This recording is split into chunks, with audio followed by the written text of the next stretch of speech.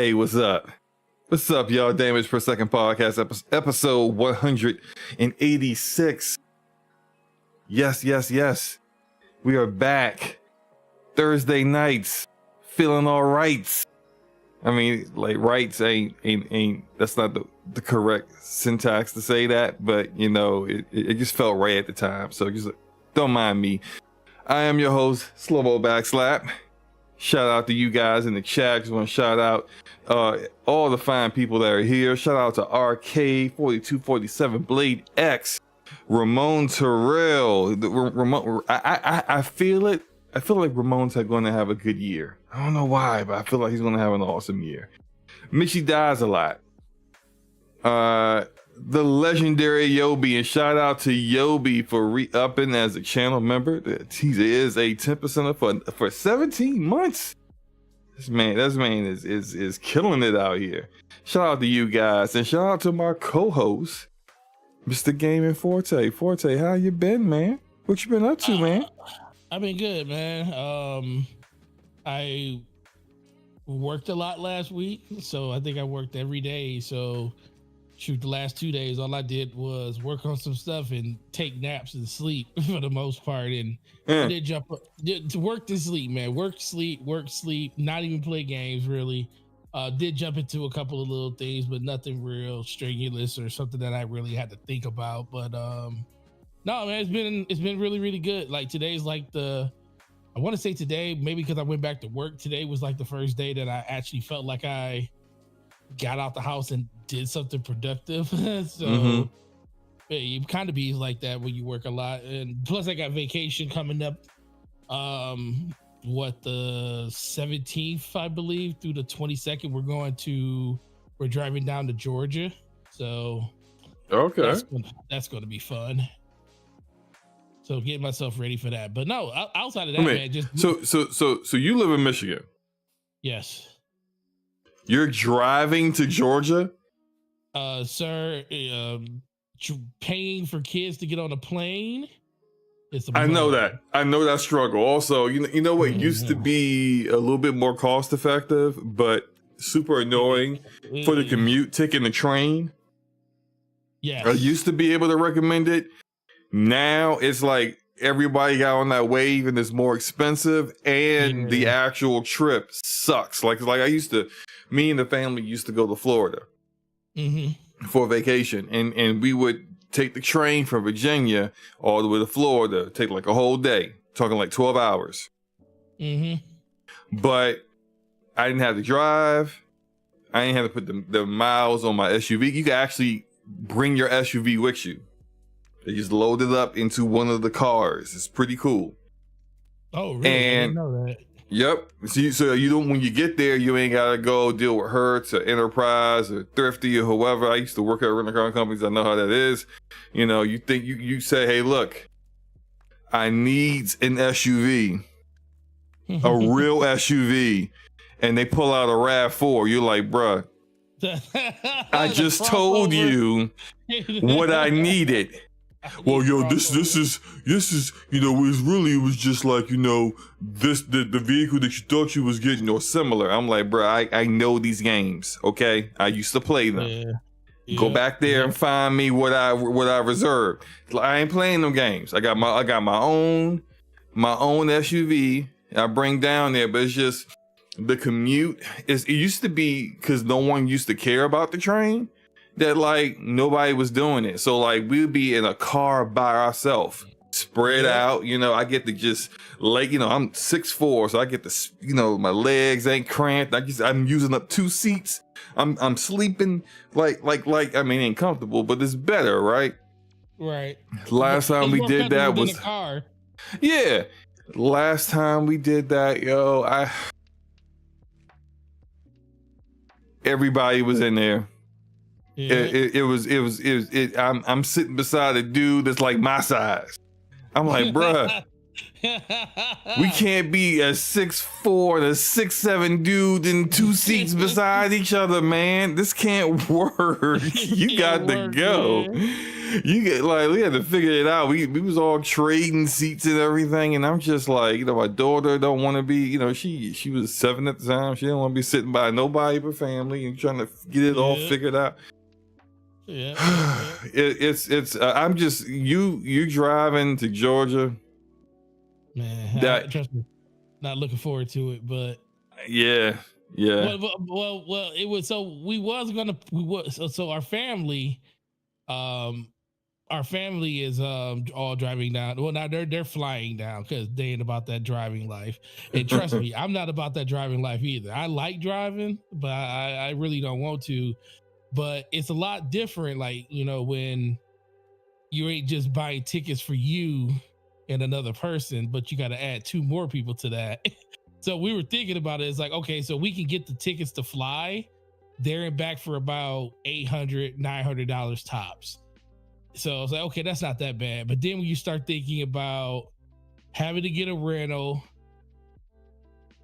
pay for hotel, it's like this trip gonna be like $1,800. Yeah, at least after everything. So it is like, it's like, so we're trying to be price conscious of some stuff because we want to redo some stuff in the house, because like we're coming up on, we said we're gonna like let stuff live like the way it is for like the first couple of years we lived here, but we said by our 4th year going into our 5th year we want to start redoing some of the house. So we want to start with like our downstairs bathroom.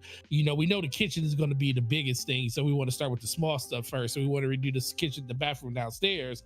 So we was like, well, shoot, I told her, I was like, okay, well, we could fly, but that's $1,800. I was like, so I said, if we drive there, which I don't want to do, we'll save about $1,200.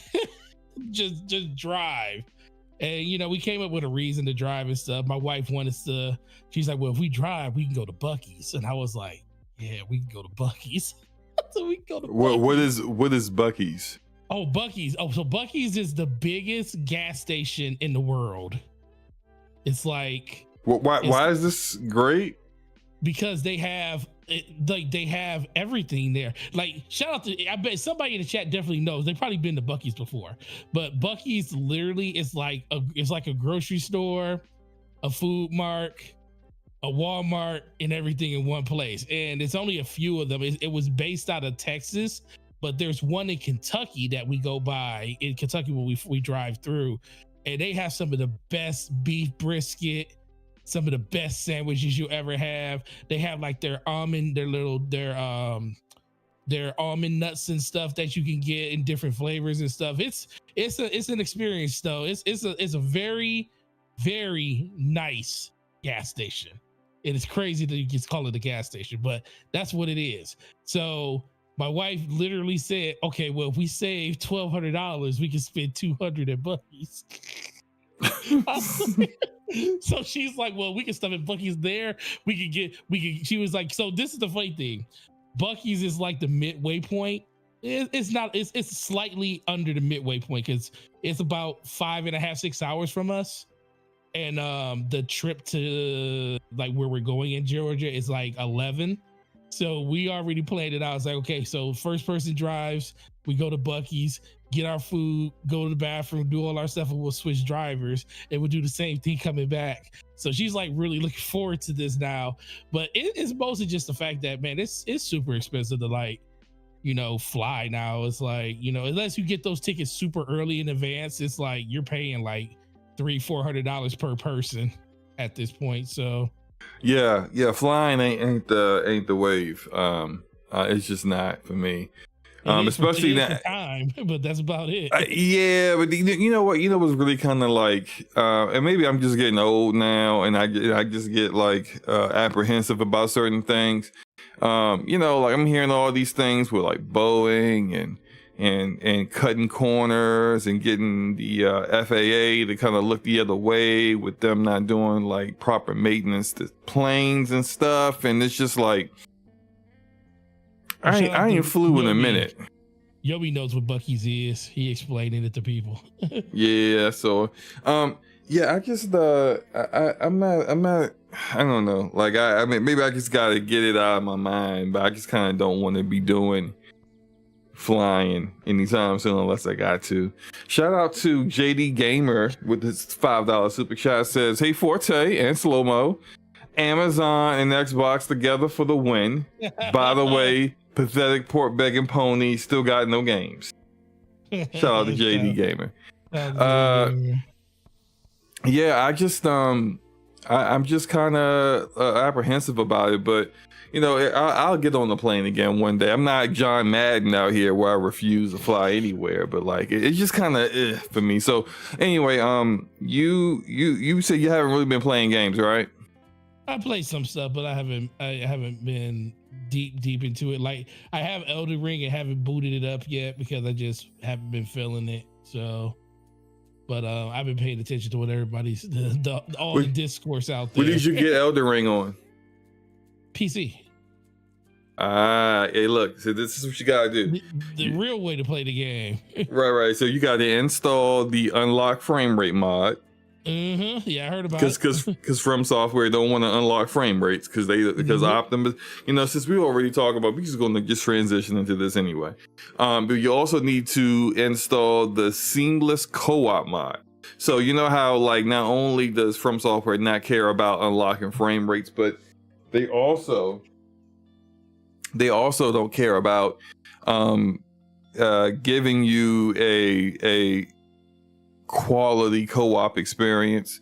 They got all these stipulations and hoops you gotta jump through. You need to put up your finger and wave it in the air, and then your co-op buddy gotta write on the ground, and then you gotta have a code that you both get the code accurate, and then you gotta wait, and then it don't even work right when you do it anyway. So you gotta keep canceling it, nullifying it, and then bringing it back up to it finally work.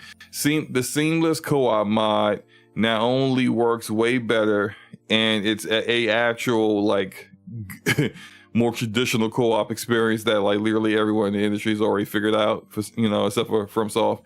But it also does not kick your co-op partner out if you beat a boss, or you don't get restrictions that say you can't go, you got to stay in a certain area the whole time. It's dope. And so those are the only mods that I have on, even though I haven't used the co-op mod yet. But I'm willing to do it. So if you want some, if you need some motivation to play the game, just let me know, man. I'm always down to play some Elden Ring. And since I've brought that up, Shadow of the Erdtree has been doing some big things out here. So it released earlier this month, last week, right? Last Friday? Yeah, last Friday. And already, it's been less than a week, Shadow of the Erdtree has already sold over 5 million copies across all platforms, which at that pace, I believe that is faster than Cyberpunk Phantom Liberty hit 5 million last year. So that's pretty amazing. And it's somewhere in the 90s on Metacritic. I think a little bit of that's cap, but we going, you know, I'm gonna let it slide. I beat the DLC last Monday. Pretty much played it for the majority of the weekend. I put probably about 25 to 30 hours into the game, and I still got a few bosses to beat, but I beat all the harder ones. Like the final boss is the hardest boss in the entire game. Some say the hardest in Souls history. I can't speak on that because I haven't played all the Souls games, so I can't call it one way or the other. He is the hardest boss that I've played in Souls, so I will definitely give that. But I beat him. I beat I would say, to me, I'll say this character's name because he's all in the promotional material. But Mesmer, I beat Mesmer. I would say he's probably the second hardest boss in the game. Really?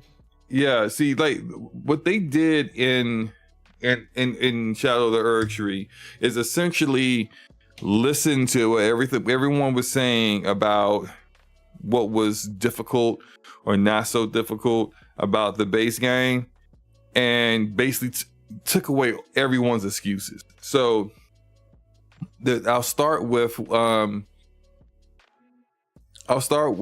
we'll get to the whole Sardo Tree blessings, because that's a whole different topic that people have been complaining about. But in regards to people using the Mimic tier or summoning in other characters, which I have zero problem with, play the game however you want to play it. I use Mimic tier, I don't care. I use the summons when they make sense, especially considering like I like stories in games, and the characters that you summon in have a motivation to be there to fight certain characters that you're fighting. So, you know, I don't care how other people feel about it. That's how I like to play. Now that said, in the base game, if you decide that you walk into like a boss arena, right?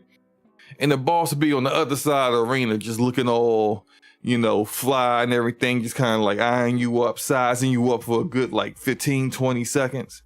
You got enough time. If you don't do it outside the room, you got enough time in the room to put on all your buffs. Which, by the way, it's funny that people complain about people using Mimic tier, but they'll be doing like 37 buffs before they walk in the room. Anyway, put on all your buffs, call your Mimic tier, eat a sandwich before the boss comes over.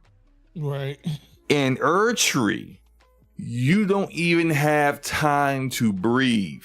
As soon as you walk into the room, the boss is leaping at you, flying at you, doing ranged attacks at you.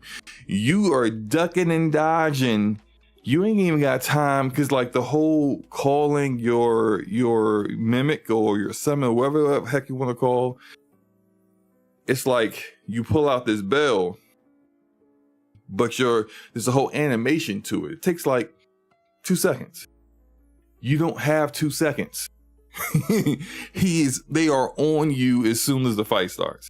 So, I mean, eventually at some point in there, you can like call a Mimic if you got a moment to breathe. But like it's significantly harder, not just in tactics, not just in the fact that like you have these, I don't even know how to say this, Sardu tree blessings. I probably completely screwed that name up. I don't care. People know what I'm talking about. But those blessings, right? So, and I think this is actually a smart idea on their part. I really don't see any other way they could go about it. So what they did was, this game has been out for 2 years, right? Everyone's been playing this game. All my characters, I had like 2 characters over 200, level 200. I had 2 other characters that were just under 200. Most people then got that character over a level 150 by now. Over leveled for the base game. So what were they supposed to do? Just allow you to just run a roughshod through the DLC, and then people saying, hey, you know, I thought Souls games were supposed to be difficult. You know, I'm just river dancing on every boss's face. Ain't nothing scaring me. I'm good to go. You know, I'm out here styling on them, you know, putting up videos and everything. And some people still doing that because people some beasts in these games. Just, you know, it is what it is. But it's just like, no, what they did was they said, so in the Land of Shadow, these enemies, they hit harder. I mean, they don't really have as like more health. They just hit you significantly harder than they do in the base game. And so you get these blessings when you go to the grace. When you sit down at the grace, you apply them, and they go up to 20. You get 20 levels, but it's not just 20 blessings. It's more like 50 or something like that. It's it ranks up, like as you get higher, you need more to rank up again. So at the first one, you just need 1, and then I think you only need another one for the second one, and then by the time you're at like 4 and 5, you need 2. By the time you're at 10, you need like 3 blessings to go up a level.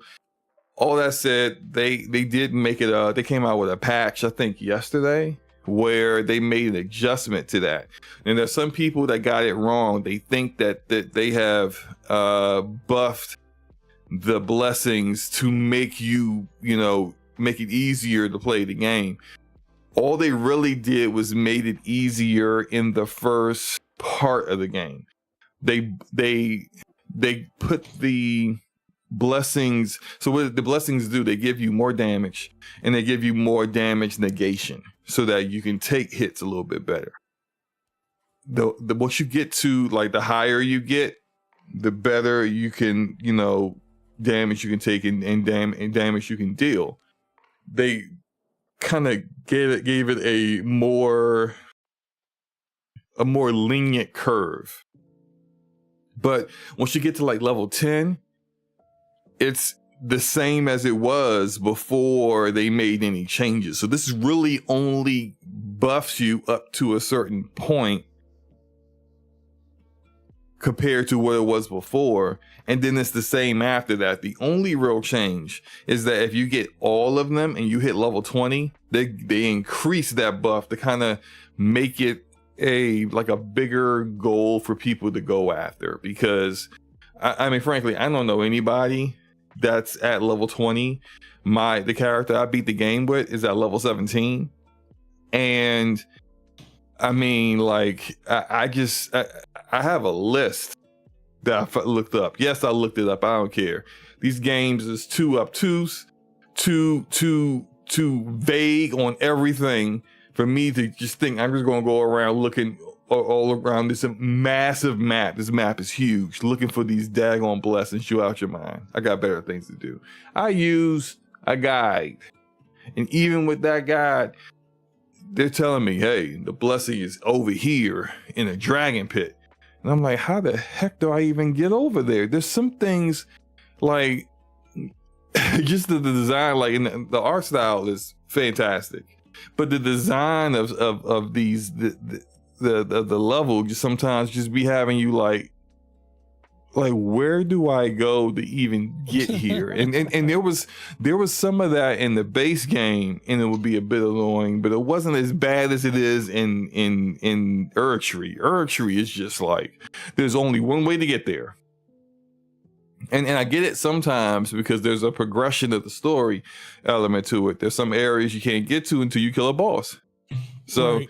Go ahead and, get good, buck up, beat that boss. And so I get that at times. It's just that other times I'm just like, why is this, like, I'm looking at certain areas and I'm just like, I just need to get here.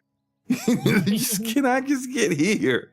So I'm enjoying it. I think it's awesome. So do you think they cut like exploration down a little bit due to the no. They ramp exploration up in this. Okay, this is yeah, and it is rewarding. I did a quest yesterday because I'm playing, and now that I beat it, I'm playing with my other characters to get them leveled up, and the way my method about things a little different. I do like changing my build. Other people will completely change their build from like magic to strength to dexterity, whatever. I have 4 characters for 4 kinds of play styles. I got strength, dexterity, faith, and intelligence. So that's what I got for. So if I do change my build, what I'm changing it to is another strength build. You see what I mean? So yeah. I do that so that I can kind of like max out as many different weapons and do a lot of testing that I like to do, but whatever. I'm still using my main character, the one I beat the game with, because I haven't explored everything, because you don't need to explore everything in order to beat the DLC. But like maybe like you don't really need to unlock like half the map to do that. The other half, go explore to your heart's content. And there's a lot of fascinating things going on in those other areas. Some of them you have to do a lot of stealth stuff and you can't use your horse. Some of it is pretty interesting story content going on in regards to things that are happening with characters in the lore. It's real good. It's real good. And I did a quest yesterday that was fantastic. And I enjoyed every moment of it. It was awesome. Completely optional, completely random, but it was great. And I really, really enjoyed it. And it's just those aspects of Elden Ring that remain so good. Two things that I want to talk about real quick, and then, Forte, take it away. As much as I enjoyed this, I better not see this nominated for Game of the Year. Oh, here we go. Because same thing I said about Phantom Liberty last year. I love me some Phantom Liberty. Did not deserve a Game of the Year nomination, despite how much fanboys wanted to harp on that and demand it. And this game is no different. This game. I need to know your reason why. This game has already come out. This is additional content to a game that came out 2 years ago. It already won Game of the Year. It does not get to come up and people say it's a brand new game. No, it's not. A brand new game means you actually really start from nothing. You didn't really start from nothing. They just created a very interesting system to make you feel like you start from nothing. This game, you can't just pick up Shadow of the Earth Tree. I ain't play Elden Ring at all. I'm gonna play this Shadow of the Earth Tree everyone's talking about. Well, this is what you gotta do. You gotta spend probably about 50 hours playing the base game before you can even see the opening cutscene of Earth Tree. Yeah, that's not a brand new game. And game that these kind of experiences should not be in the Game of the Year category, because it's not fair to other games that aren't basically riding the coattails of work they've already completed years ago. It's just not fair. Now, should they need to have an ongoing game category, since we keep seeing games coming out with all this kind of content? Like Starfield's got Shattered Spaces coming. They're going to be like Sea of Thieves probably got some stuff coming. I think World of Warcraft got a big expansion coming this summer. Sure, there should be an ongoing game category for these kind of games, and this is exactly this kind of content should be exactly in there. And if it is in there, it will win in a landslide all across the board of every single award show in existence. But that's where it belongs. It don't belong in Game of the Year. Now, is it too hard? See, nah, I know there are people who feel that the final boss should be nerfed. Before I got to the final boss, I was somewhat sympathetic to how they felt. No, okay, but go ahead.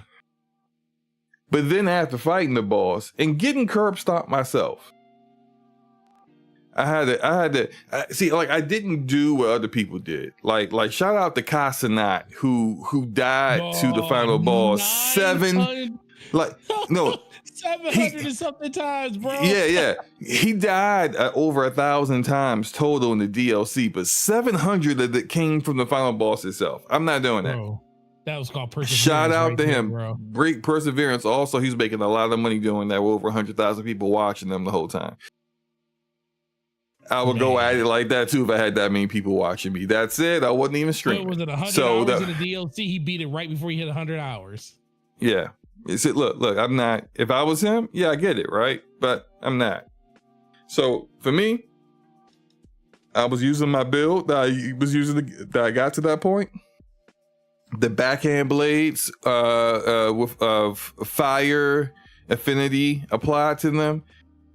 I was killing everything up to that point. And then if I did have problems, I went back to my tried and true blasphemous blade and heavy claymore.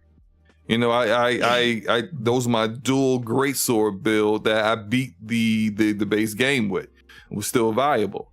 Now I quickly realized that was not going to work on this final boss. Like I was getting destroyed. And so I said, okay, all right, well, need to change some things up. I mean, even now, look at the gameplay I'm showing right now is this furnace Goliath giant thing that I had no business fighting because I had no urge, I had no Sardu blessings, and I couldn't do any damage to the thing. So I eventually just had to say, yeah, this ain't gonna work, and leave him alone. I beat him later. No numbers. No right. Numbers I beat him later, and he was way easier later when I was at like blessing level 7. But like, you know, you just gotta pick your battles. Anyway, I would fight the final boss like maybe like 8 to 10 times, and then I would say, you know what, this ain't working. And then I would go back in the lab and I would go think about like what better way to do it. And then I would see what other people were doing to do it. And I said, okay, well, you know, that's not going to work for me because that's not strength based like I'm doing for this character. And so I finally kind of like fell on one that I saw that really worked, that I really felt would work. Went and did it. 3rd attempt, beat him. That was far less stressful for me than it was for some of these people who have been like hours upon hours upon hours banging their head against the wall using one build. And I get it, people are married to their builds. I am not married to my build. Like I may have spent a lot of time farming the right like talesman to put on and getting all the smithing stones to level up the weapons. I'll abandon it in a hot second, bro. Like I will abandon it immediately if I feel like it don't work. And I feel like that's something that people just don't do. They don't abandon the builds that don't work for them, and for the ones that will. And I don't care when it gets to a certain degree. When it comes to just getting this over with, I love the backhand blade build that I was using. And it was awesome. I was having a great time, and all the boss fights I did with it. I get to that final boss, I just want to beat it. So I don't care which build I need to use to beat it. I did it, and it's done. And so I say all that to say I don't think it's too hard. I say it's not too hard because there are ways to do it. I've seen people now not take a single hit and beat them. I've seen people now going in there butt naked with a billy club and beat it. And it's just like, it's all about changing your mindset on what you're willing to do to get it done. If you're going to limit yourself, then, you know, you're going to be upset. So that's how I feel about it, man. What are your thoughts about all this stuff? So my biggest thing was listening. There was a threshold you had to be at, and even to get into the DLC. So most people that you had to beat, forget the 2 bosses you had to beat. But yep, you gotta beat Star Scourge Radon, and you gotta beat Moog. You gotta beat those 2. So basically, you gotta be like 50 hours, basically 60 hours into the game at least to be able to to get those characters or those enemies and stuff. Unless you're a god and you're beating everything, no hit challenge level 1 and stuff. No, you're right, because without knowing where to go, what to do, where to find these people, like you have to use guides to even get. This is the weaknesses of From Software. Quest, their design of their quests aren't good. Yeah. They also don't give you any hints or instructions, or barely any hints or instructions on where to go from here and there. And it's just, especially if doing something like Ronnie's quest line, which you might get into when you play the base game, it's ridiculous, man. It's just like, why would I do X in order to to get where we are right now? Like, are you serious? And that's just, they've never been really good at that. And I don't think they care to get good at it. At this point, I just don't think From Software cares about some of these things that we care about. I don't think they care about optimizing their games because they clearly choose not to. Optimization in this game is worse. They actually made the game perform worse across the board. Whether you're in the Erdtree area or whether you're in the base game, you're dealing with frame rate drops that weren't there before. You're dealing with massive like issues where people are getting stuck in the environment. That happened to me twice and it killed me. Not an enemy killed me. I got stuck in the environment and the game said, well, you're never getting out of this. Dead. You're dead. I'm like, what? Just, are you serious? So yeah, to not steal your thunder, you have to put in about good 40-50 hours to even access the DLC. So 40-50 hours. That's where I thought it was real comical to everybody. Like, this is too hard, and I was like, wait a minute, you didn't realize how hard this game was over 50 hours of playing it? And then I kept thinking that I was thinking like how people would rebut to that. Well, I leveled my character up, and my character was more powerful, and I'm thinking like, but you don't think they're gonna make the DLC harder? They know what everybody's threshold is. They know what the overall statistics of the character loadout for characters in that level range of how much damage they're doing versus how much damage they can take. So they know how to scale and make these bosses and make your power, feel either more relevant or irrelevant. They know where that sweet spot is right now. So it was never a thing about them making the game being game harder, because I always thought the game would be harder, because if you go into the DLC with a level 150 character, that 150 characters only going to last you for so long, because everything's going to scale up on your difficulty. It's just like I look at like when people was talking about like with Destiny. Oh no. Forte, as soon as you walk in, like a random enemy will slap you. Like, what I think everybody talking about the dude on the horse and he kicks you and you down and it's over. No, there's this random guy with no clothes on. Like, so like as soon as he's got claws and no clothes. And as soon as you get into the world, it's like they put him in this area just to mess with people. And so as soon as you walk into the shadow of the Erdtree, if you go east to these woods, you're going to get randomly attacked by this naked man with claws. And he is super aggressive. And I mean, I beat him, but like it was close. I was just like, God, why is he just like rushing me like this? It was crazy. Welcome to Erdtree. Yeah, and it's a kind of a wake up call. Like a lot of the early bosses, like the Black Gold Knight, like it's a little dungeon area that's like in a crypt, and you just go like you usually see these in the base game, and the enemies there are usually pretty weak. But Black Gold isn't exactly hard. But he will, if you're not paying attention and you think, it's sweet over here, he is going to embarrass you. And I'm just, especially I feel bad for the people who did like New Game Plus and New Game Plus, because all them people are like, the damage these enemies are doing is ridiculous. Like, you getting just 2-shot and you're dead. Doesn't matter what level you at. Level 300, fine, 2-shot. How you feel now? It's crazy. But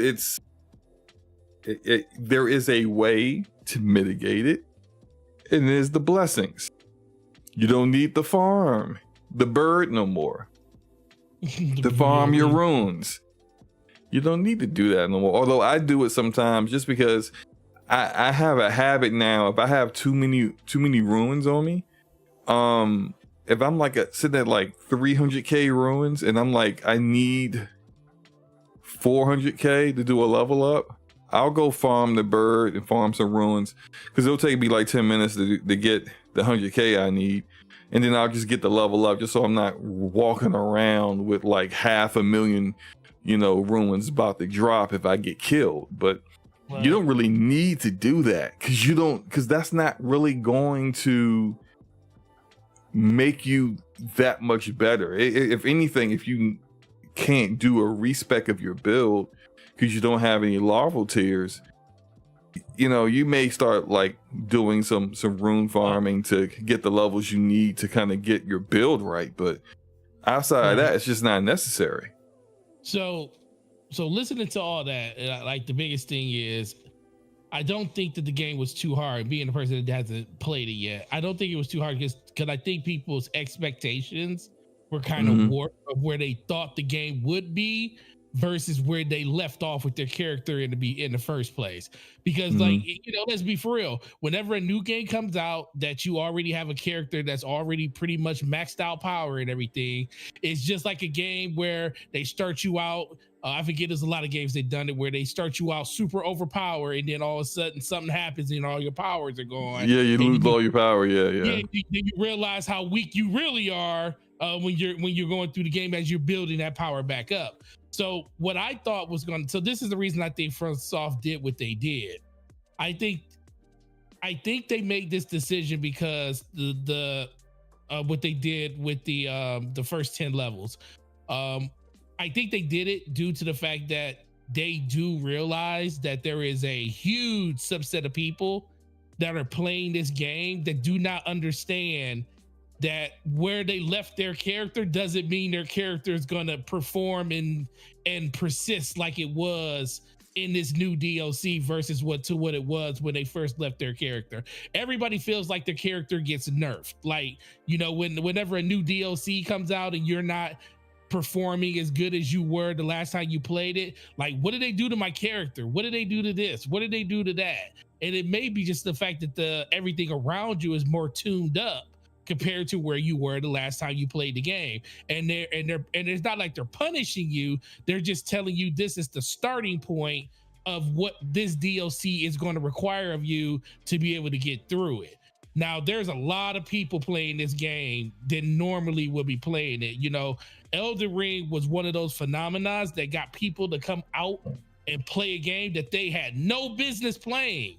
Like, and guess what? They did a great job of onboarding people to wanting them to be able to get into a game like this and play it. One of the most accessible Souls games ever created.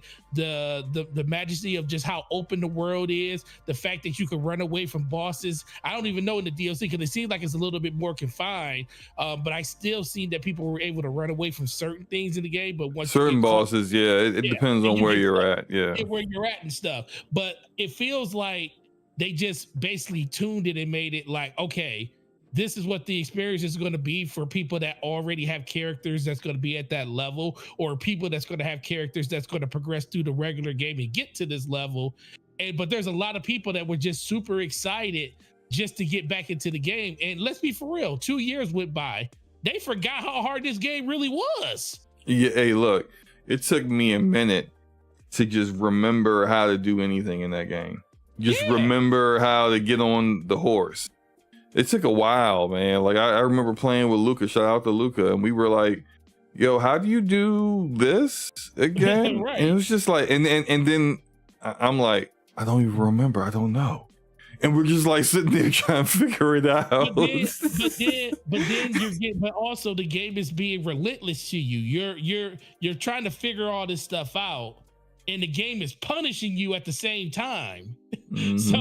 So it's like it's not letting up on you. So it's like, unless the only thing you really can do is you can sit there and take it and face tank everything until you get kind of your whereabouts back, under control and everything, or you're just going to be like, step back and be like, okay, they tuned the hell out of this game. I need to go do some stuff to get prepared for the stuff that's going to happen in the future. Like you say, go back to grinding, go back to doing this. So I think it was actually a really cool thing that they did. Some Souls fans, like true Souls fans, probably aren't going to like it because, it does kind of I won't say lessen the experience. That's why I kind of asked you, did you beat it before that patch came out?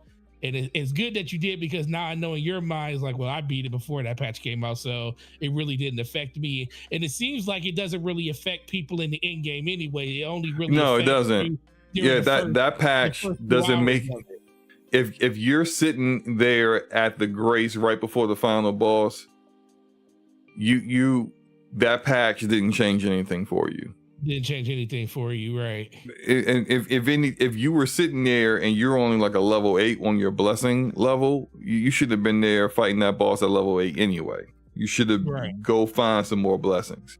But if you're like a level 14, I was at level 15 when I beat it. Okay. I mean, I'm at level 17 now, so I found like a whole treasure trove of blessings right after that. And some of the bosses, I will say that some of the bosses are like, one boss in particular, Commander Gaius. Like I like to find the guy who designed him. So I just want to meet him personally. You know, I'm not going to do nothing, you know, permanent to him. I just need to meet him personally to give, so he understands how everyone feels about that boss fight. It's completely ridiculous. And then there's also to get back to the performance. The performance is so bad in so areas. You get into some really like chaotic fights, and the frame rate will be just dropping like it's a flip book, and you're just like, bro. In a game that is very like particular about timing, you can't be having frame rate drops when I'm trying to survive out here. You know what I'm saying? Like come on, bro. There's this lion, right? It's actually a very cool design, because it's really not a lion, but like a human being, like inside of a costume, opening and closing the lion's mouth, but it looks cool. The problem is the actual lion does all of these like movements and animations that just tanks the frame rate. Every time he does particular movements, the frame rate drops. I'm playing on PS5, by the way. And it's just like, bro, like I can't fight him and the frame rate at the same time. And then you gotta deal with the fact that the camera, they broke the camera somehow. So like the camera used to be fine. If you locked on to an enemy and that enemy jumped behind you and started strafing you, you guys are circling each other, the camera would kind of stay consistent. It was fine, you know. And then like they came out with the DLC, and now the camera is also a boss too. The freaking camera let an enemy jump behind you. Why is the camera unlocking? Like I was fighting one boss in particular, and I'm about to get the boss down, which is another thing the bosses do now. They do these huge, massive, entire arena level AoE attacks right when they get down to like 5% health. This dude, I watched when I saw Rodan turn into a freaking comet. Like I was listening to, because Paul. Hey, let's not don't say that name. No. You said that's fine. But I know exactly what you're talking about, because that move killed me near the end, when I nearly got him beat like 3 times, and he killed me with that move before I figured out how to get around it. But no, I'm fighting this boss. I'm fighting this boss, and I'm locked onto the boss. I get about 2 or 3 hits in, 3 at the most. Boss is dead. I'm moving on. This boss spawns these little offspring out of itself. Now, I didn't do anything. My lock on unlocks from the boss. It starts locking on to the little offspring. And so I'm fighting the camera and the lock on, trying to unlock from the offspring and get back to the boss. Boss hits me with some massive AoE attack right after that. I'm dead. So only one time before this DLC have I ever in a Souls game fought a boss and we both died at the same time. That happened in Demon Souls remake. Mhm. It was great. Exhilarating experience. That happened to me about 4 times in this game, in this DLC, where I killed the boss. We both died at the same time, and I'm just like, "Hey, look, man, look. I see what y'all did. I see what you did. You said people relying on the mimic too much. Let's have the bosses rush them from across the arena as soon as they walk in, so they can't call their mimics. We get it." They're down to 5% health. Let's hit them with our worst attack and let them figure out the only one way to survive that attack over and over again. I'm just like, good grief.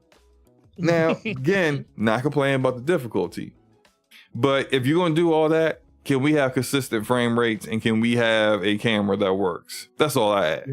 Right. T-Rock says, you know that flipping the right stick moves the lock on slow-mo. I did not flick the right stick, okay? I didn't flick any sticks or anything else that got flicked.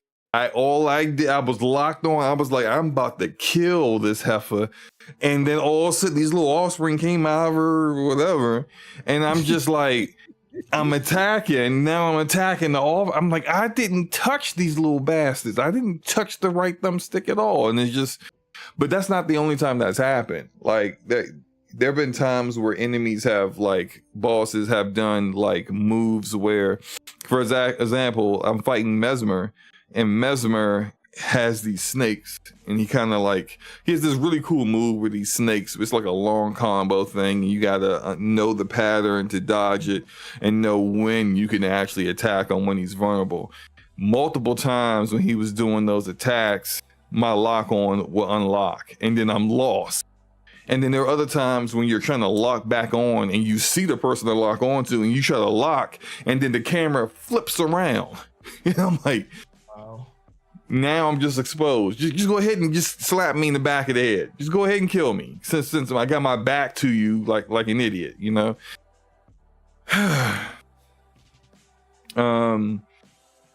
T-Rock says that was not for the mimic. That was for the Comet Azure phase cheesers. T-Rock, it's for everybody. I have tried to call a mimic as soon as I walked in and got killed in 2 seconds. Just ding, ding, ding, ding, slap, slap, dead. So they can say they did it for the Comet Azure. That's one build. That wasn't even everybody using that build. A lot more people using the mimic than Comet Azure. I promise you that. But but I'm not even complaining about that. I like the fact that they said, nah, we don't want y'all using the same tactics that you used before. We want you to try to get to learn patterns, get better at dodging or parrying or blocking, and not be just relying on a mimic as a distraction. And then you pick and choose. You basically having your dumb mimic be a face tank for you. And because even when you have your mimic out, a lot of these bosses, sure, ignore them. Go right past the mimic. I want you. I'm coming for you. You know, like, you pull your mimic out and like, all right, mimic, give me a second so I can heal. Mimic, attack, do something. Like, a mimic is swinging, ain't nothing happening. Dude don't even care about the mimic. He care about you. You almost dead. Well, they also nerfed the mimics too, didn't they? Well, they did that a long time ago. They nerfed the mimic, and it needed to happen. The mimic was, the AI for the mimic was too strong. Wasn't it pulling like aggro real hard before? No, the mimic was soloing bosses. Like you were sitting there just watching. Yeah, people just sitting down watching their mimic wash a boss. Like, it was just like ding, ding, ding. Hey, go ahead, mimic, go handle my light work. And mimic just going over there, just slapping bosses around. Like, that's not a good look. Like, especially if you had like a lot of like good gear on, you know, nice build. I mean, it was. I saw some videos. I was like, what? You can do that? I didn't even know. and then they nerfed them. Now the mimic dumb as all get out. It's like you, but you, after you had like major brain damage in a car accident. So it's just like you had a bunch of drinks. Yeah, mimic just. I've seen a mimic rush to a boss, stop, and then start buffing. Why are you using buffs now? The boss is right in front of you. Just start slapping them around. They're a distraction. If people use them as a distraction, and the mimics they got more health than, because they're basically you, whatever you got on when you call them. So they got more health than like a lot of the other summons that you can call up. I think probably the only other good one is like Black Knife Tish, which is a Black Knife assassin. Really cool mimic, because she, like, her movements are real graceful. She can like glides away, and she's difficult to hit by enemies, and she has the Black Knife move that like does damage over time, and keeps, like, you can even see there's a portion of the health of the boss that the boss can't get back. It's pretty fantastic. Right. Only problem is that she ain't got all the health that your mimic got. Right. And so a lot of people, they call their mimic instead of getting Black Knife Teach is pretty daggone difficult. Getting the mimic's a lot easier. But like the mimic can take some damage. It's freaking rocky out here, getting smacked in the face. But anyway, look, it's an awesome DLC, and I recommend anybody that has enjoyed Souls games to try it, but also recognize that it's not for everybody. And if you are someone that's like, I don't like all this level of difficult, I don't even know why you're playing this kind of game anyway. Like these are the kind of games that like people play to challenge themselves. And to get that sense of accomplishment when they finally beat a boss, that euphoria moment. I don't know if you guys saw, but when Kai Cenat finally beat Radon, this man was just screaming, like for like 30 seconds, like just screaming. It's something to say when a person beats a boss too, because I remember when he was going through, like, he was around like 80 hours, and somebody in the chat was letting them know that another person beat the boss, and he went to go look at his stream, was like, no he didn't, and he looks at the stream and he's looking at the dude's guy looking at Radan with the screen up, and he's like, oh hell no. Once again, you keep saying the name. I'm trying not to say the name of the boss, man. You just said it. No, I didn't. I said the final boss multiple times. You chat. You said it. No, did Slow-Mo just say the boss's name? You just said the boss's name. I didn't say the boss's name. Yes, you did, actually. I said Mesmer. I said Mesmer's name because he's in the DLC, because he's in the trailers. Slow-Mo, I literally sat there and listened to you say it, and I was like, this man literally said, just don't say the boss's name. And you just did it.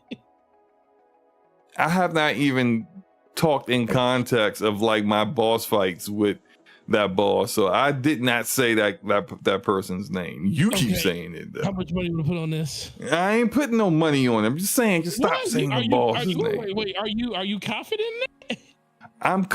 You do this all the time, as if money is the only way that people show confidence. I'm confident I didn't say it. I'm confident that you did. Money. Well, I know I did, but I'm not. It's not a dispute that I did. I'm just saying you did too. I didn't. Anyway, be ready for a tweet on I'm gonna put it on X. It'll be all right. Later. Do that. Let's talk about Stellar Blade. Let's talk about it. So Stellar Blade, developed by Shift Up. Stellar Blade has Shift Up has come out and announced that they were proud to say that Stellar Blade sold 1 million copies, and that they are looking into doing a DLC for Stellar Blade. They're also looking into a sequel potentially, and that, in regards to the PC port, I take this as confirmation the PC port's coming. One, it was in development before Sony became a second party publisher onto the project. And then 2, just whenever someone says something like this, we cannot comment on the exact timing or whether or not it will be released due to the contractual relationship. Anytime anyone says something like that, there's a PC port coming. They just can't say it's a PC port coming. Because if it wasn't a PC port coming, they would just say there's no PC port. Because I mean, that wouldn't be breach of a contract. Just saying, it ain't coming. You ain't getting one. But you know it's coming. So I think this is pretty good for a developer that was before this, and I used to talk about this all the time. If you remember Forte, that Shift Up ain't done really nothing but really like just let you know I'm putting this on Twitter right now. I would love for you to be a part of the conversation. I'm part of the conversation. I'm just saying. I'm just letting you know. Slow Mo, you said the last boss name. I went back and checked. You know what, Blade X? You know what, Forte? All right. Okay. I'm sorry. I said it. Okay. Did I say it in regard to what Forte said, or just that I just say it? No, I don't care. I said it. Whatever. Fine. You said who the final boss was. Anyway, there's going to be a PC port for Stellar Blade. Can't wait. They definitely, they just can't say it, but it's coming. If they weren't making one, they wouldn't go through the process of the word salad they came out with. All that would be unnecessary. Now, all that said, Forte. Yo. Do you think this? Now, I'm not saying 1 million sales is bad, because that's definitely good for a developer that was making mobile trash before this. If you ask me, and now they made like a real game. Yeah. And then for their very first game with these kind of mechanics, I'm not saying it's a perfect game. Right. And I think the protagonist is one step above Aloy when it comes to boring, but it's a good game. And I think he looks 2 steps above her though. Yeah, I mean, like you know why some people playing this game. Most people are playing this game, right? But do you think if this game would have sold significantly more if it was released on PC at launch? Yes. Is it because of the mods? Yes. I agree. Yes to all of those things. I would say probably about 3 times as many sales if this was sold on PC, because people would have. Yeah. People like some of these mods would have been. Some of these mods would have been disgusting too, but regardless of that, it would have. Walking around with no clothes on, but guess what? They would have had less. Yeah, it had been some other stuff going on that people would be like, oh. I can't believe you dirty, filthy. You saw how people are. But anyway, I just wanted to kind of bring it up because it seems like I think they'll probably announce a PC port before the year is out. But like, I just think that, and you know what, they may not even care, because I think the PC community is eagerly anticipating this game. Oh yeah, sure I am. And I don't even think it matters that they delayed it. If for anything, it just delays Shift Up and Sony's money. That's if anything. If Sony's even involved with the port, and maybe that's it. Maybe that's why. Because no, I haven't beat it. I haven't played Stella. I feel bad. I haven't played Stellar Blade in like over a month. But that's right. I told you you're not going to finish it either. I am going to finish it. Matter of fact, because you said that, I'm definitely going to finish it. Now I'm definitely going to finish it just because you said it. And whatever. Anyway, so look, we ain't gonna get no splash screen on Twitter that's gonna say game 29 of 30 beat. Man, I'm only at 8 right now. Good. Let me stop. Anyway, what was I about to say? You made me lose my. Okay, I got it back. I think my theory here, nothing I heard, nothing like that's 100% the truth. But I think the reason why they didn't do a launch on PC at the same time, one, we kind of know that this game may not have even been seen completion and launch without Sony coming in as a second party publisher to help fund it. I think Sony was only really down to fund. They are a second party developer for them, but that has limits. They're not first party. They don't need to fund everything, and they're not really into their finances like that. I think if they were struggling to even get this game out, that Sony only funded the game to be released on PlayStation 5. And so a PC release, they can't, because of marketing deals, they can't talk about any other platforms. You know how Sony rolls, but they're going to use their own money and probably go find like another publisher, like maybe like 505 Games, because that 505 Games has done a lot of publishing for previously Sony PlayStation exclusive single player games coming to PC, like Quantic Dreams and Detroit Become Human, stuff like that, right? So they may try to find themselves a publisher for the PC release, and if not, in that case, they'll just publish it on their own, which, you know, will cost some money for them, but they're probably going to sell more on PC than they did on PlayStation 5. And so I say all that to say that I think that's the reason why they just didn't have a dual release, is that they couldn't afford to, because Sony was only going to pay for distribution to PlayStation 5 and not PC as well. Which makes sense to me on Sony's part, because as far as they're concerned, when it comes to single player games, as of right now, they don't believe in dual launches for multiple platforms for those anyway. And if they're not going to publish it on PC, you know, they're not going to get that return on investment for putting it on that platform anyway. So makes a lot of sense to me. Right. But no, anything else you want to say about that before we move on? Man, I do want to play the game. I just don't want to. Ever since you don't want to play it on a compromised experience. Man, let me tell you, bro. You wouldn't play it on your 4090. It ain't man, you try, see, this is the thing. You try to be balanced and be like, I want to play no matter. There is no balance. There's no balance. There is no balance when you're. This is the thing. When you're willing to spend $1,000 plus on a graphics card just to get better experiences, it's like you almost rather wait.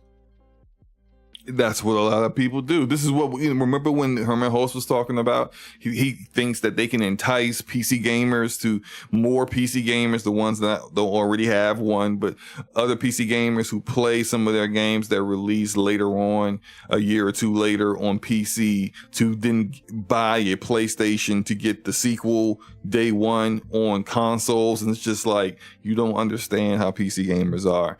They want the premium experience. They're not getting the premium experience on a console. Furthermore, they also value the freedom.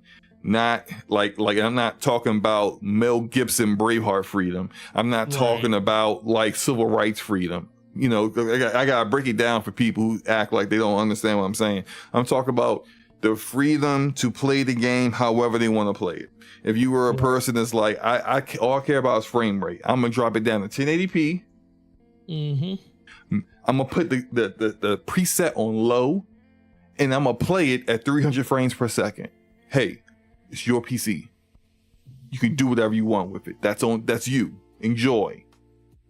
Or you could be like myself and Forte, that's gonna max it out, play it in 4K or 3K, because Forte got an ultra wide, and you're gonna play it at the highest visual fidelity you can and the highest frame rate you can, with all the bells and whistles. If that's what you want, you don't want to be dealing with the fact that, like, hey, you know, the PlayStation 5 version, when you play it on balance, still, you know, it's got a kind of sort of 1440p upscaled, but you know, it keeps that 60 FPS pretty well, and it's like, yeah, I mean, that's good enough, but I used to be a person that thought. I remember we had this conversation, and I really kind of changed my mind on it. It's like there are some people that are PC gamers that will buy a game on a console because they don't like waiting for games. Like, I mean, that's me. One of them. Yeah, that's me. Yeah. And to an extent, if the game is something I really really care about, absolutely, I'm the same way. You know, that's something that we have in common. But I also think it's the fact that Sony coming out and saying that, you know, it's very admirable of them to think that PC gamers are going to buy their game on PC, and then that's going to entice them to want to go out and buy a console. Yeah, that's not how it works. Because I feel like if they were enticed enough, they already knew what your game was. The game has been available for a long time now. So the only reason they're playing it is because it's on their preferred platform. And yeah, they may like the game, they may really love the game, but it's like what you said earlier about with Xbox. Once you start putting your games on that platform, like once they put Horizon on there, and once they put God of War on there, so what's gonna say, okay, when Ragnarok finally does come out in September, so yeah, it's gonna excite me to play the next God of War game, the part 3 of it, but I don't have to buy it day one. I waited this whole time to play it on PC. I'll just wait an extra year to year and a half, and then just play it on PC when it comes. Because I think that's kind of what they're kind of missing in that regard. Yeah, you'll get some incremental sales because there are some people that's going to, you know, migrate over. We can't ignore and say it's going to be 0% because that's impossible. But for them to think that the way that they were talking is like they expect droves of people to experience these amazing games. And I was like, dude, these amazing games have been available for 1-2+ years. Yeah, and I agree with you. I feel like the people who are like myself, who are willing to buy a closed system console and play a limited experience, just because they don't want to wait, they want to play it right now. Those people have already made that jump. They already made the jump. They're already over there. You're not getting more from that. Like the people at this point, if they don't own a PlayStation to play those games day one, they're not choosing to buy one at this point. It's too late. So it's too late, right? I still say this, and I know people will disagree, and it's whatever. You know, look, if I'm wrong, I'm wrong, but I don't think I'm wrong about this. I'm not saying I got any kind of inside information on it, but I do think that the start of next generation, when the PS6 comes out in like 2027, 2028, I think that's when they will make the announcement that all their games would be on, like, launch on PC at the same time. People just got to understand that PlayStation has a very different development process than, say, Xbox, or even like Ubisoft or EA, where they plan on putting the game on all platforms from the very start. That's not how PlayStation has developed things ever, and they aren't trying to mess up the process that they've developed with their first party developers, and limit the experience on PlayStation, not because of the technology. There's some people out there that are trying to make it seem like PlayStation was magic or something, and it's just magically just better on play. Like, that's foolishness. That's right. The truth of the matter is that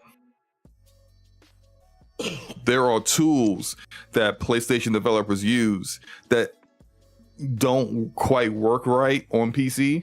And so there is extra work that has to be put into place to make sure that it's optimized and implemented and executed properly on PC to get the same experience, and likely better because the hardware is better. I hope I explained that well. Now, that said, they also like to use, except for live service games, because I'm not quite certain how they're doing. I think the in-house development teams are doing the PC versions of these live service games, like Helldivers 2 or Arrowhead, Concord, and that's coming out this year. I believe the in-house studios are doing that, but the single player games, they have their first party studio do the game, you know, first on PlayStation, and then they have a port studio like Nixxes and Jetpack Interactive do that game on PC. And they don't have enough port studios to do a simultaneous release of all these games with all their, like, and then people say, well, what game's slow mo? Because, like, yeah, I know they don't have any, they haven't had a showcase yet, so I get that. We don't know what's going on outside of Concord and Marathon. Right. I get it. But they are working on games. They're not just sitting around playing spades all day. They're working on games. Nixxes and Jetpack Interactive can't do a port to have launch ready at PC for all the games they're working on. They're working on over 20 games that we knew of 2 years ago. And maybe more. They can't do, so they gotta get enough port studios to be able to distribute the workload evenly and have those port studios be of the same level of quality that Nixxes is and Jetpack Interactive, where we don't get a Last of Us Part 1 kind of situation on PC. You feel me? Mm-hmm. So I think in the year of 2024, they are not there yet. And so publicly, they're not going to speak on anything like that. They're going to say the kind of nonsense that Herman Hull said about trying to get PC gamers to go buy a PlayStation. Because that's what the shareholders want to hear.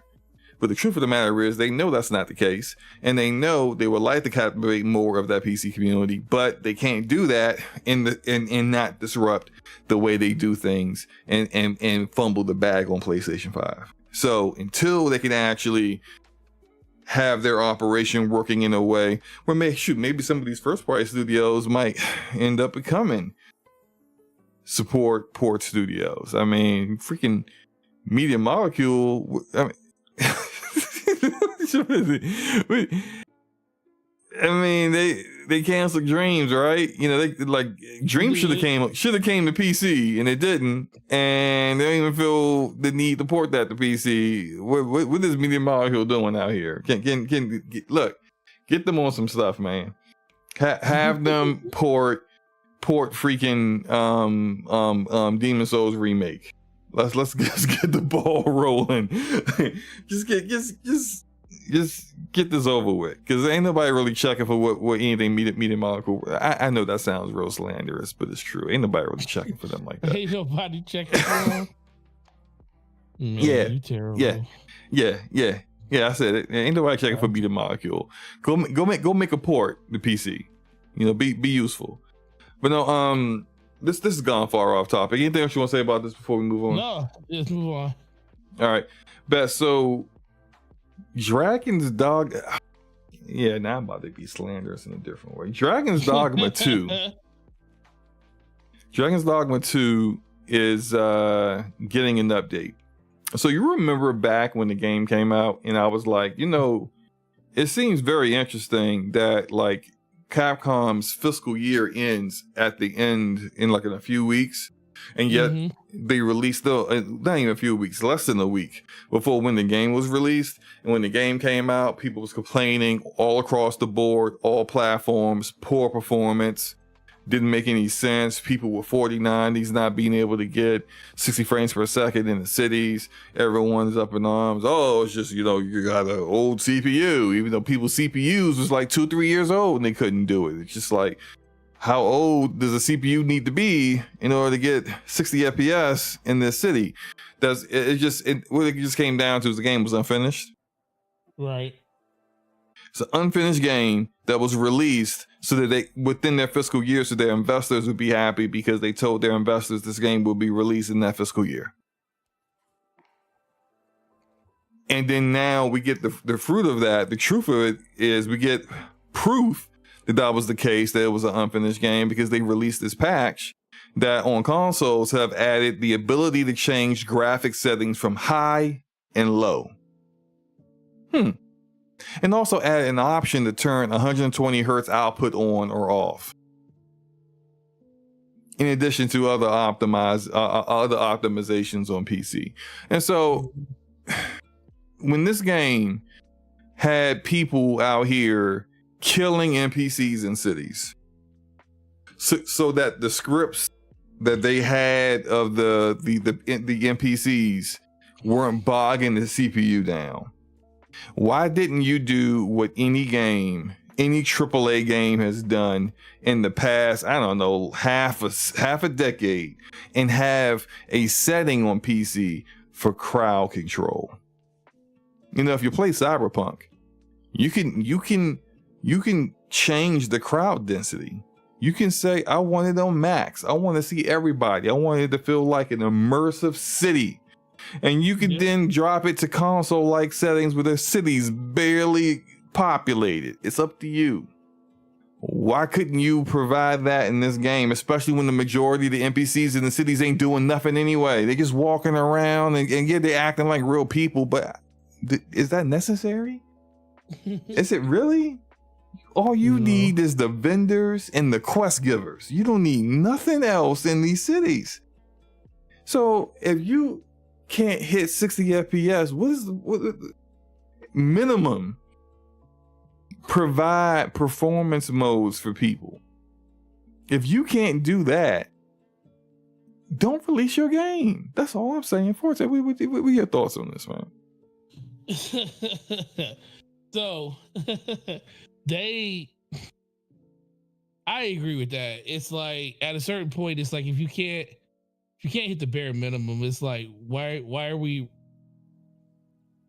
It's like why even release it at that point? It's like these companies don't realize that it does more harm than good to the IP. Shoot, to gaming in general. You know, people already get skittish about games when they come out, when they see, you know, just abnormalities when it comes to like the overall visuals of the game when they're showing it off and showcasing it. I mean, think about Xbox. Like, let's go to Xbox real quick on it. And this isn't the bash Xbox or anything, but people they literally look at Xbox trailers with a fine-tooth comb because they feel like what they're seeing isn't real.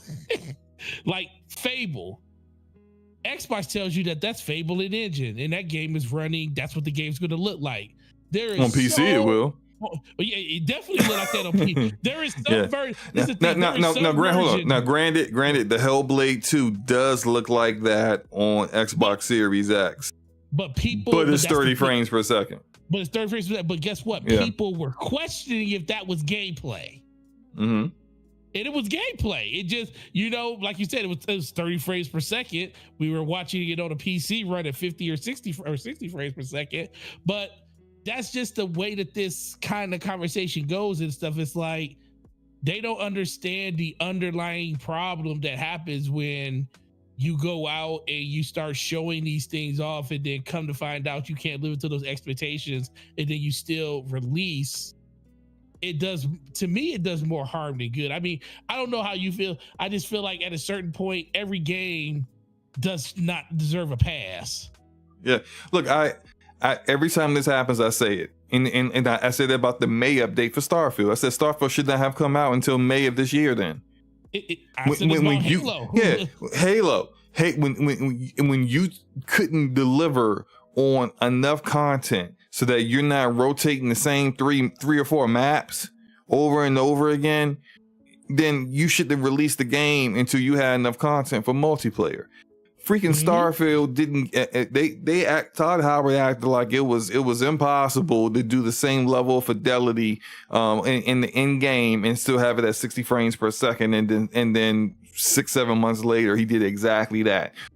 We know for a fact it is impossible for you to just on a humble wake up and say, you know what, I just want to do 60. I just want to do a performance mode. Let's just get that done and knock that out this week. No. Takes months. That's the reason why Redfall didn't have a performance mode, because it takes months.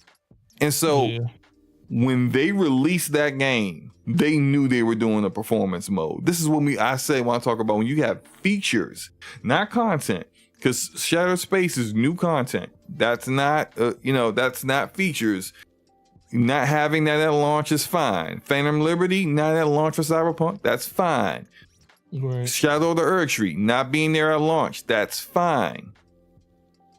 But features that people want, basic features like a performance mode not being there at launch, your game's not complete. When your game Right. runs like garbage, like Dragon's Dogma 2 ran like garbage at launch, your game's not complete. And what you needed was a few more months to make it work. We saw it with The Last of Us Part 1 on PC. It needed a good 6 more months, but they didn't want to do that because the TV show was out. Yep. Whenever we see, and I don't care who it is, I don't care which platform it is, which publisher it is, I don't care if it's your favorite developer, I don't care. If you are out here making business decisions that are to the detriment of the gamer and their experience, I'm gonna call you out. And so Capcom, I'm calling them out because they released this buggy mess of a game, which was a decent game, but halfway through, I was ready to go. I was done. I was done halfway through. But this buggy mess of a game, they released at launch. And then now in the late of June, they actually have it in a state where it should have been at launch. It's unacceptable, man. Yeah, I mean, there's some people are going to say, well, I like the fact that I got a chance to experience the game early or when it was ready or whatever. And I guarantee you there's people that looked at like games like Starfield. When Shattered Space comes out, that trailer that they just showed at the Xbox showcase, it probably made people question. It's like, dude, this looks like a completely different game. I wish I would have just waited till the game looked like this. And maybe your opinions on stuff in the game would be completely different and everything. Because that's another thing too. It goes back to like Redfall. Redfall had more problems than just releasing without all this full content. It had way more problems. But we always talk about it. It's like when you release a game that's not feature complete, there's a good chance that you're not gonna get all of the people back that played it initially. And one of the studios or one of the games I always talk about that's happened, even though they've been super successful, is Bungie with Destiny. They were super successful with Destiny out the gate. 21 million people bought that game.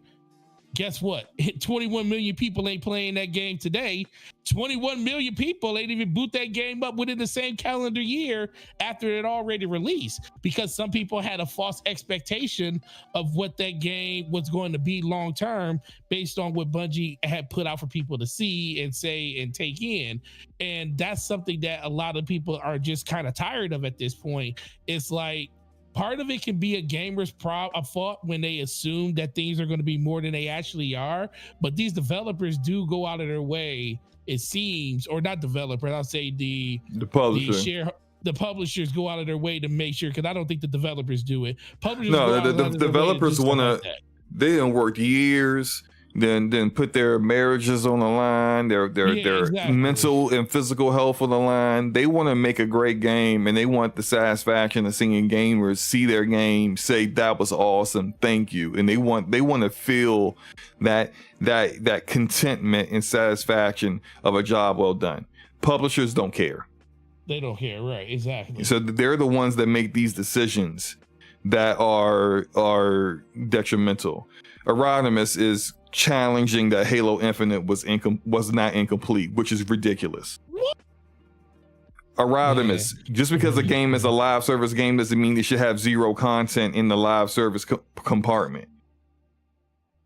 Halo Infinite released with the least amount of maps of any Halo game, and then also over time added far less maps than any other Halo game had added, and that those were non-live service Halo games. And they added more maps than Halo Infinite had. The game was incomplete. And the desync issues that it had, they should have not have even released the game in the state that it was in, when people are doing like 20 headshots to someone's head and someone's rushing them like the Terminator and they're still not dying. That's a massive desync issue that was going on Xbox and PC. The game was not ready. I'm not entertaining this foolishness. You got no problem with us saying that The Last of Us Part 1 wasn't ready, Dragon's Dogma 2 wasn't ready, all these other games weren't ready, but then we bring to Starfield and Halo Infinite, and now all of a sudden you got a problem. Why is that? The problem was not release cadence, Aramis. The problem was that it was not ready to be released.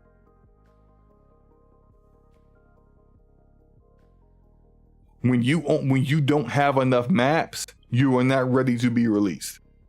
When it takes you too long to make more maps, and you already know due to your engine how difficult it is for you to make more maps, you should release when you have enough maps for people to say this is a decent amount of content for release. That is not the case.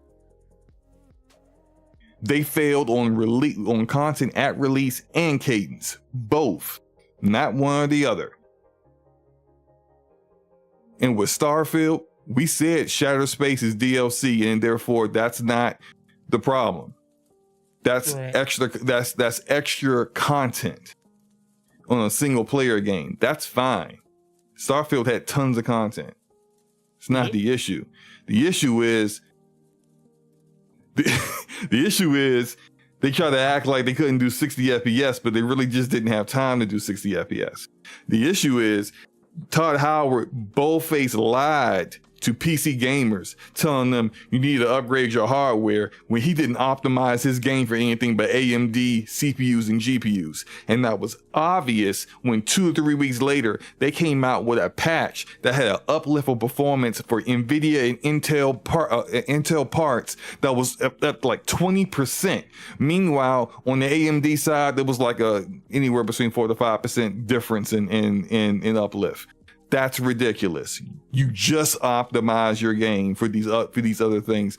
And the only reason why it was optimized for AMD is because they had a partnership, a marketing deal with AMD.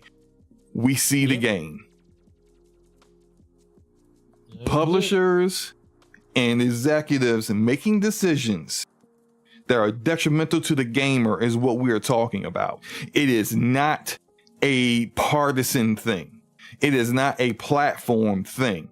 They all do it, so they all get the smoke for it, whether people like it or not. I am not conflating lack of content with technical issues, Erodimus. I gave you 2 of those already. The desync issues alone should have had them not release the game when they did. So no, not having a performance mode is a feature issue, Erodimus. These are features. You're supposed to have a quality mode and a performance mode. Those are features. And those features are not available, and you add features later on, your game's an incomplete, unfinished game. Hellblade 2 right now, I will say is a complete game. If Ninja Theory come out in October and say, hey guys, we just released a performance mode that allows 60 FPS on Xbox Series X, it goes from completed game to unfinished game. It was unfinished at launch because you already knew you were working on that, and that's a feature you knew people would have wanted to play at launch. A feature that should have been there at launch. It was not. I don't make the rules. This is how it works. All right, moving on. Anything else you want to say about this, Forte, before we move on? No, yeah, that's kind of where I leave it. But you know, I understand what Ronald was saying, but it's kind of, you just like you said, it's kind of a little different though. Yeah. Something interesting. It's kind of like sad, but then it's not not sad. Forza Horizon 4, it is sad, but then it's to be expected because racers have a lot of like music that's licensed music. It's mostly the licensing of the cars and stuff. That's an expensive thing to do. Right, the car, and so licensing of music and cars is fine when the game is brand new and everyone's enjoying it and everyone's into it and you're making a lot of money off of it. Then it makes sense to keep up with these licensings, the keep paying for the license to be able to use these things. When a game gets older and it's not generating as much revenue as it used to, it no longer makes sense. And so when it comes to Forza Horizon 4, the licensing of the music and cars no longer makes any sense when the game isn't really making a lot of money. And so it's being delisted. I think it's either in November or December, but it's being delisted in one of those, like, before the year is out. And on Steam, the game had like a 80, it's a Steam sale going on, so that's part of it, but the game's got like an 80% off sale. If you don't own it on PC, it's definitely worth it on Steam. I actually bought it. I bought the Legendary Edition. No, sorry, Ultimate Edition. It was like $20 for the base game and the Lego Hot Wheels. Wait. Yep. Lego Hot Wheels, yeah, that's it. Yeah, the Lego. I've never even played that, so that's something new for me to jump into at some point. And by the way, check out the fabulous Scumcast car that in my gameplay right now. I love that car. Yeah, shout out to Don Julio. He did an awesome job on that car. But so I bought it and I decided to kind of do some testing back and forth between the Xbox version, because what I was trying to do, because there's no cross save between Steam and Xbox. So I was trying to get all of my cars from, because I played, I got like 60 cars. I've played all through the game, did all the seasons, all the festivals and stuff, virtually kind of, quote unquote, beat the game. And I already done all that stuff. I just wanted everything progress that I already made on the Steam version. That there was supposed to be a tool that could be able to convert that. That didn't really work out. So, but I used that opportunity to kind of look at, because I always see the Steam version of Xbox games performing better on Steam than it does Xbox's own app. And so I did some recording of gameplay of Forza Horizon 4 on the Xbox app. 4K max settings, was averaging like 110 frames per second. Not bad at all, right? Especially at 4K with not using any upscaling. Maxed out settings, fabulous, right? Did the same thing on Steam, averaging 130. I'm like, I'm getting 20 more frames on Steam. It just kind of threw me off, but regardless, it's getting delisted. That does not mean that you won't be able to play the game after it gets delisted. It just means that it will not be sold any longer. So that's also, I think, probably drove the massive spike in people buying the game on Steam. One, it's a quality racer. That's one. Two, it's on sale. And three, it's not going to be on sale for very much longer. So you add all that together and you get a lot of people jumping in and buying it. So Forte, what are your thoughts on this? It's unfortunate, but like you said, that is something that kind of happens. The one thing I will say that's real cool, for at least on the Xbox platform, anybody that bought, because Game Pass is the way that people played the game. A lot of people played it, but they still had early access. If you bought the $50 season pass or the annual or the ultimate pass, it gave you the 3-day early access. Anybody that actually purchased that, they're giving you a free copy of the game before it gets delisted. So you'll still be able to. That's what's up. That's awesome, actually. Yeah, that was cool when I saw that. So I was like, yeah, because some people spent, like I said, that pass was $50, which was half the price of the ultimate pass of the ultimate version of the game. So, because I was one of those people that did that, so it was cool to see that. I was like, cool. Well, at least I'll still be able to. I'll actually own the game. So yeah, those people get, codes for the game, so they won't miss out and have to buy it or anything. But one thing it is, there's really nothing I think can change from this. As much as a lot of people will say that, Xbox has the money or Microsoft has the money for the marketing. A lot of more people are playing the new ones than they are the older ones. And it's cool for, I think of what is the word? preservation of the game. I think that's something that people think about the most, but it's hard to do that with live service games though, because it's like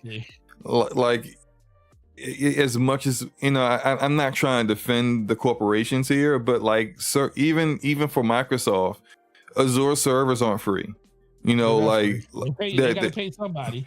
Yeah, like keeping this stuff open when there are people who, like, frankly, just no one's playing this anymore. The majority of the people who are playing Forza Horizon 4 have either just they do what I do, which is they play an arcade racer. I'm not much of a racer guy, as you can tell from my gameplay, I play Forza Horizon for a few weeks when it comes out, and then that's it. I'm done. And every now and then I reinstall it to go drive around for a little bit, but I'm not serious with it. And the people who are serious with it, they've already moved on to Forza Horizon 5, and so this game isn't like, it's kind of seen its day in the sun.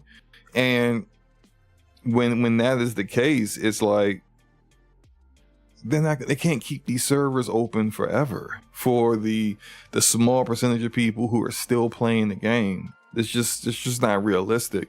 And they can't, like, the foundation of the game, they can't like switch it to a peer-to-peer kind of system. That's just like that's too much work that needs to get done to kind of make that happen. Like, these are kind of things that you hope, and sometimes you see the modding community on PC get done, where they find methods and ways to be able to preserve games, but it's just not realistic to expect it from the publishers themselves. It's not financially responsible for them, and I get that. Right, and that's kind of how I look at it.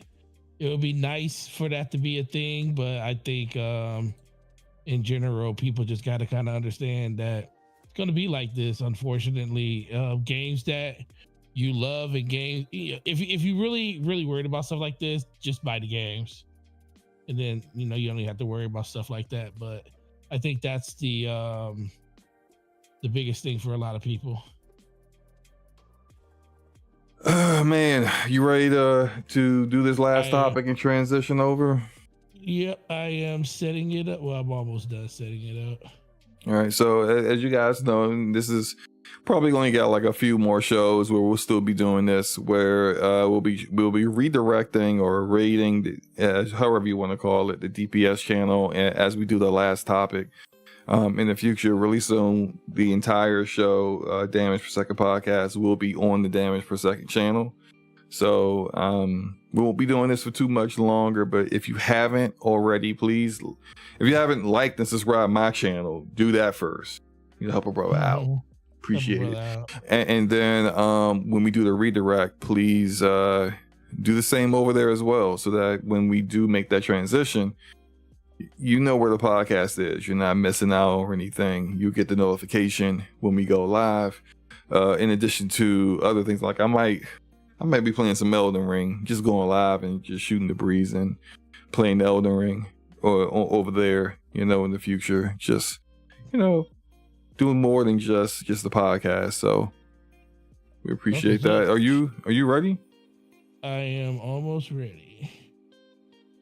For some reason, it's more than I thought it was going to be. Ramon says, man, Xbox optimizes the hell out of their PC ports. Forza Horizon runs like a dream in my rig, maxed out with ray tracing native 4K 8090 FPS. That's what's up. Hey man, is that Forza Horizon 5? You talking about Forza Horizon 5 or 4, Ramon? Ramon is living the good life right now. Oh yeah, man loves his PC. All right, I am almost there. He is. But no, yeah. I don't know what it is. I'll say this real quick while we're waiting for you to get this done. I felt like maybe this is probably just me because I suck at racing, but I kind of felt like Forza Horizon 4 controlled slightly better than 5. Maybe it's just because I wasn't flying off the road every 5 seconds. Although I was flying off the road pretty frequently in 4, but still. He said Forza Horizon 5. Yeah. Forza Horizon 5 is very, very well optimized. Shout out to Playground. It's up. All right, and while I'm doing this, Forte, I've seen some other people discuss this, and I think I kind of. What they discussing? Are you live? Yeah. Okay. I think Playground might be their best developer. Oh, I always you jump in Obsidian because you don't like the way Avowed looking. No, I actually think ever since I saw the third person mode for Avowed, and that you can do that the entire time, and they're actually putting some care into it to make sure it doesn't look like the animations and the motion matching and the walking animations don't look janky. No, look, Avowed's fine. And this is even before then. I mean, like, when you have a developer that were a 90 rated, multiple times 90 rated Metacritic developer that everyone universally says their racers are good. They do good with what they do. If they're able to nail Fable, I don't understand how they could not be the best that Xbox has. True. I mean, just where's the flaw at? It just doesn't it doesn't. I don't see how. Like, I know people could probably try to make the conversation for the Coalition, for Obsidian, and that's not saying they are bad developers or at all. It's just that for like Playground would be the best one they have under those terms. Okay, I'm switching over. Okay. So guys, you're about to get in fact, can you put the link in the chat for those watching the replay? But no, yeah, I just think that it just makes sense when you have a developer that is always nailing it. You got to give them their flowers, and you can see how Gears fans have felt like the Coalition has not quite delivered on the kind of Gears experience they want, right? We can see how Obsidian is good, but Obsidian has been really good at like AA experiences, but not quite that level up to like a AAA experience yet. Not saying they can't do it, but they haven't yet. And so with that said, I think that, Playground is like on another level with them right now. And sure, everyone can say, but they've only made racers. Well, that won't be the case. Give it another 2 years. I think Fable might be out. I don't know. They've shown Fable twice now. If it comes out next year, I feel like it'll be like really late next year. Like, it won't be like anytime soon. But I think 2026 is probably more realistic. What do you think? Where's this link, man? I put it in there, didn't I? No. There's no link in there. Wait a minute, did I put it in the wrong chat? Oh my God. Oh, I did. How? I don't know. I saw people in there and that's what I did. I thought I did. Yeah, that's my fault. I put it in the wrong chat. Sorry. There's another one. So it was like I'm trying to talk and I don't see no link. I'm trying to help you. There it is. Is this the right? Yeah. I still don't see a link. There's a link. Literally, there's a link. I'm not seeing a link at all. I'm looking at YouTube Studio. Link. There's links.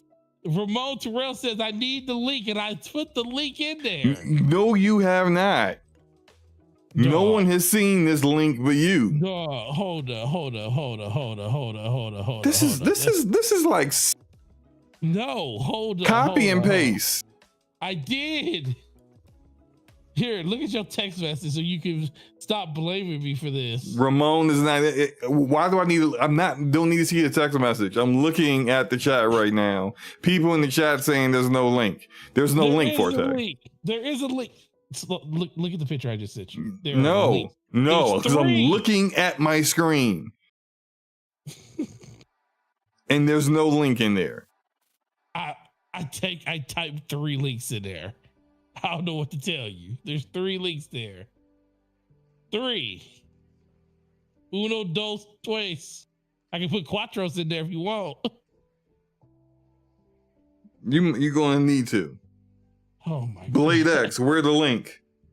The link's there.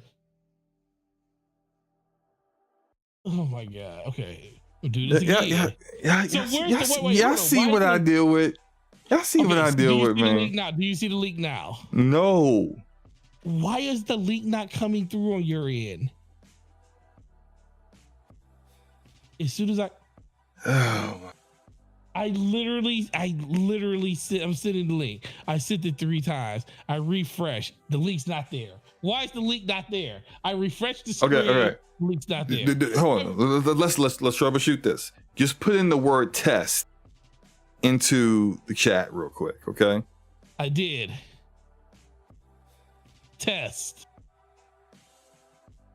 I figured out what the issue is. What's the issue? The DPS channel isn't a moderator, therefore, by default, regular chatters can't post links, but moderators can. So go ahead and do it now. Oh, okay. I was like, what's good? I'm going crazy. I'm sitting there like I'm putting. I can't stand y'all.